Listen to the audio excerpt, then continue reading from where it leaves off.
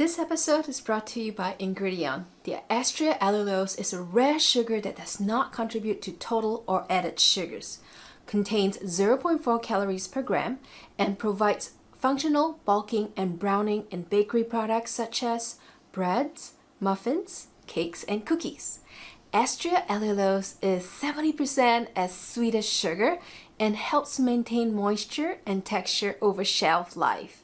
For samples, contact Ingredion at ingredion.us/astrea-allulose. All right, who's up for a sweet episode today? You know, sugar-free technology has been around for a long time now. It's catered to the diabetes market after all, right? Wrong.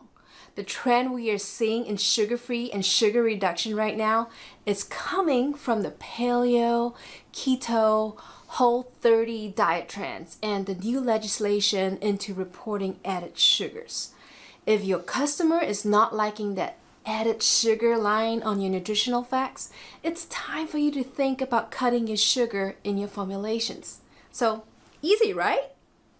Wrong again. Many bakers get sugar reduction wrong because they don't fully understand the function of sugar in baked goods. Today, we will cover some issues with sugar reduction, and to make it even sweeter, I've invited Eric Shinsato onto this episode to help me out. After all, he is the master of sugar reduction. Together, we will solve your sugar reduction problems today.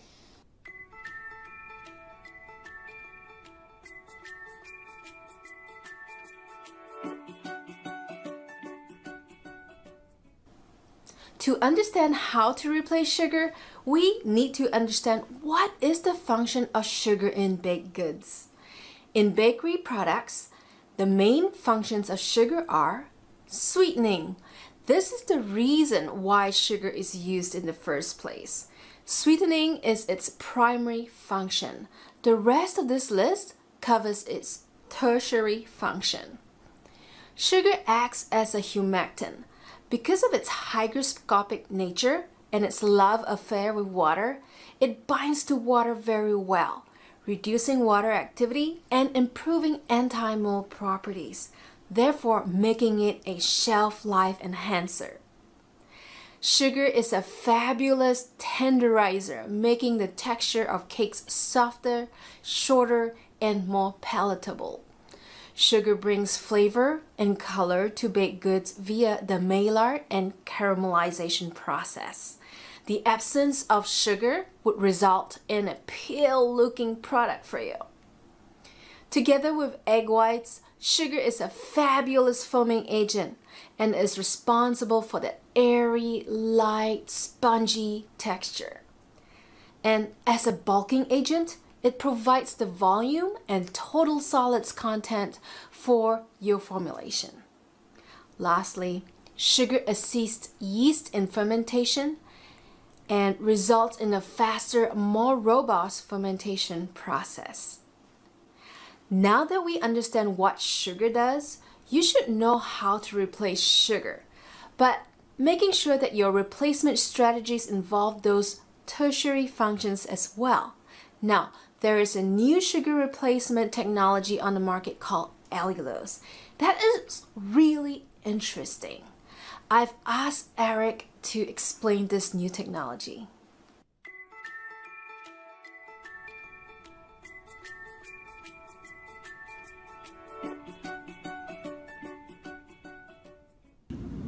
Allulose is a rare sugar, meaning it occurs in nature but only in small quantities. However, it can be produced commercially and is currently available for use in food products.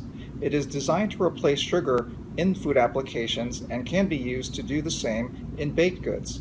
Allulose is approximately 70% as sweet as sugar and has a clean, sweet taste. It is about 0.4 calories per gram and can help to reduce calories as well in finished product applications. It provides many functional properties as well, including browning, bulking, and freeze-point depression depending on your application. It is also used at specific levels based on GRAS filings, and there are limits based on the application. So for baked goods, it can be used up to 10% in the finished application. It provides sensory aspects as well, including what we call a sweet brown note, which can enhance flavor of baked goods. It also doesn't linger in terms of sweetness as many other types of sweeteners do. Allulose is available in two different forms, crystalline or powder, as well as liquid, so depending on your application, either can be used to suit the application and the functional characteristics that each will bring.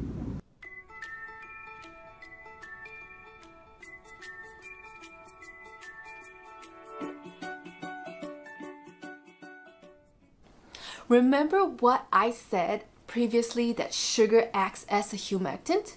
So what's a humectant? It's a molecule that loves grabbing water tightly. You use humectants in pie fillings and sauces to keep the moisture in.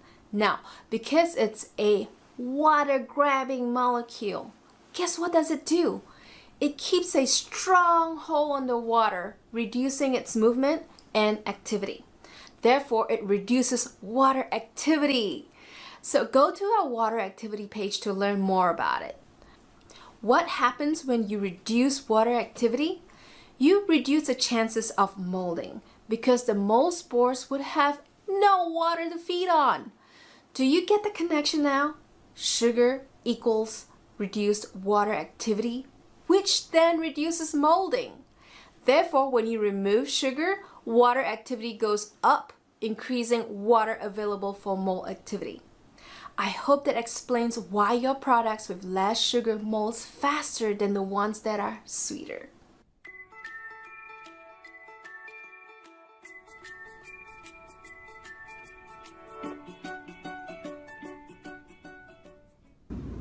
Allulose itself is not a new ingredient, but has not found a place up until recently. It wasn't until April of last year, 2019, when FDA changed its ruling in terms of how allulose can be labeled. So now it does not count towards sugars, which made it a game changer in the world of sugar reduction, as well as calorie reduction. How do consumers perceive allulose? Well, that's a good question. Our initial consumer insights work yielded some rather interesting results. When asked, only 10% of the consumers surveyed were aware of what allulose was. When given a brief description of allulose, the acceptance level of allulose as a sweetener increased to 50%. When given a more detailed description and the reason for using allulose as a sugar reduction ingredient, the acceptance level jumped to almost 75%. It's also interesting to note that of the different applications that were using allulose, we found that cookies had the highest level of acceptance at over 79%. So do consumers accept allulose? Well, maybe our second round of consumer insights work will give us that answer.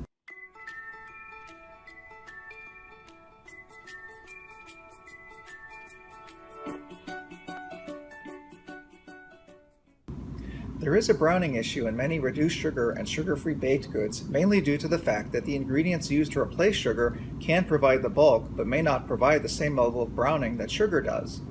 Allulose is a reducing sugar, and therefore it creates browning and color development in baked goods.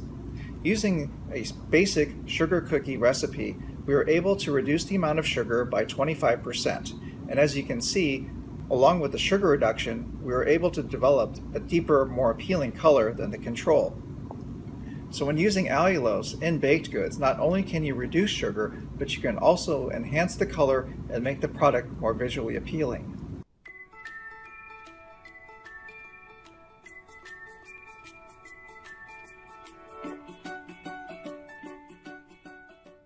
When replacing or substituting ingredients in a formulation, there is always the possibility that it will have an effect on the finished product and possibly even the process itself. So when replacing sugar with allulose, there are some considerations that you need to take into account. One of them is browning. As you can see in this cake application with the control on the left, the product with allulose at a 25% sugar reduction level is considerably darker in color. So again, the application will dictate the usage level and whether or not the finished product will be acceptable. But in terms of process, in the applications that we have worked on, that being cookies and cakes, we have not seen a significant change in the finished product characteristics or the processing of the product itself. So in the cookie example, the dough consistency is actually very similar to the control.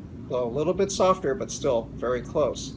In cake application, though, we did notice that the batter viscosity is slightly thinner, but also the cake volume is a little bit higher and the crumb structure is a little bit more open. So again, depending on the finished product attributes, these may enhance the product or they could cause certain issues that you'll have to deal with when using different ingredients.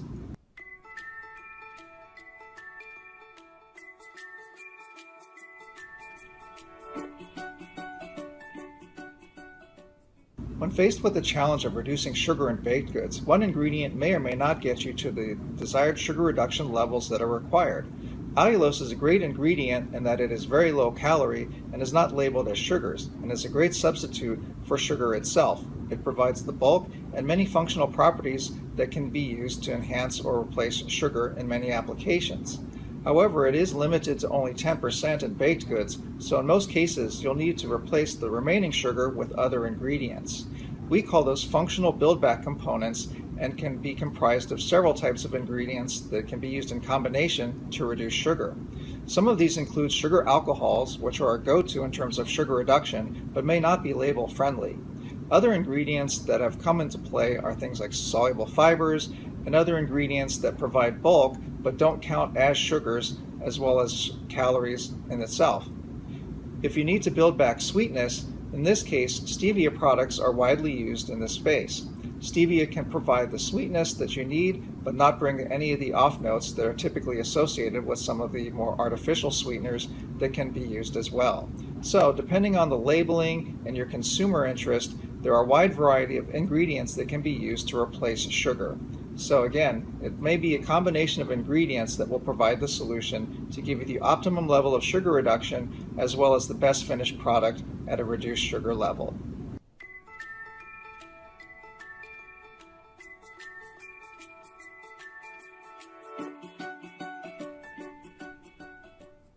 When replacing sugar, don't forget to use ingredients that help with lowering the water activity as well.